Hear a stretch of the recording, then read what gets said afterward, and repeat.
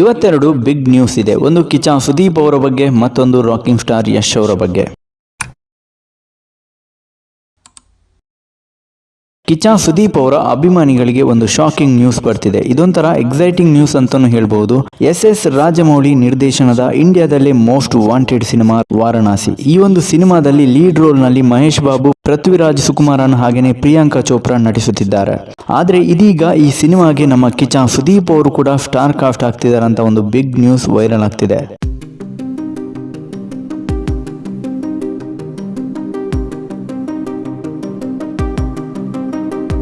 ಸದ್ಯಕ್ಕೆ ಇದೊಂದು strong buzz ಅಂತಾನೆ ಹೇಳ್ಬೋದು. ಆದ್ರೆ ಅಫಿಷಿಯಲ್ ಆಗಿ ಅನೌನ್ಸ್ ಆಗಿಲ್ಲ. ಅನೌನ್ಸ್ ಆದ್ರೆ ಮಾತ್ರ ಸೂಪರ್ ಆಗಿರುತ್ತೆ. ಕಿಚ್ಚ ಫ್ಯಾನ್ಸ್ಗೆ ವಿಜುವಲ್ ಟ್ರೀಟ್ ಅಂತೂ ಫಿಕ್ಸ್.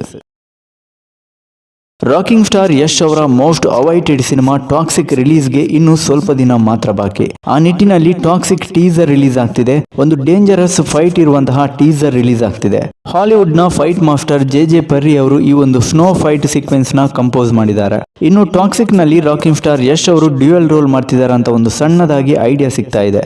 ರಾಯ ಅನ್ನೋ ಕ್ಯಾರೆಕ್ಟರ್ ನೇಮ್ ನ ರೀಸೆಂಟ್ ಆಗಿ ರಿವೀಲ್ ಮಾಡಿದ್ರು. ಅದೇ ರೀತಿ ಮತ್ತೊಂದು ಕ್ಯಾರೆಕ್ಟರ್ ನೇಮ್ ರೂಮಿ ಅಂತ ಸುದ್ದಿ ಇದೆ. ಒಟ್ನಲ್ಲಿ ಈ ಎಲ್ಲ ಪೋಸ್ಟರ್ಸ್ ನೋಡಿದಾಗ ರಾಕಿ ಬಾಯ್ ಡ್ಯೂಯಲ್ ರೋಲ್ ಮಾಡಿದ್ದು ಕನ್ಫರ್ಮ್ ಅಂತ ಅನ್ನಿಸ್ತಿದೆ. ಅದೇನೇ ಇರಲಿ, ಈ ಸರ್ತಿ ಮಾತ್ರ ಗ್ಲೋಬಲ್ ರೂಲ್ ಮಾಡ್ತಾರೆ ಕನ್ನಡದ ಈ ಇಬ್ಬರು ಸೂಪರ್ ಸ್ಟಾರ್ಸ್.